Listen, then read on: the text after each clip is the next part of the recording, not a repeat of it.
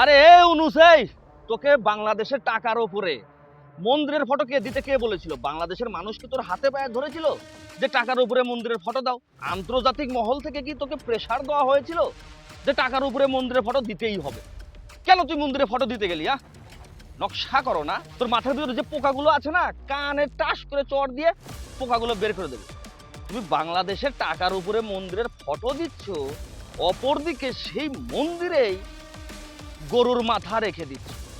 এই ফটোটা দেখুন বন্ধুরা, এমন নিকৃষ্ট জাতেরা মন্দির, আমাদের আবেগের জায়গা, আমাদের গর্বের জায়গা, আমাদের উপাসনার জায়গা, সেই মন্দিরে এরা এই যে কুরবানি ঈদ করলো, সেখানে গরু তারা খেলো, শালা গরু খেকো, তারা গরু খেয়ে এই মন্দিরে গরুর মাথা রেখে দিয়েছে।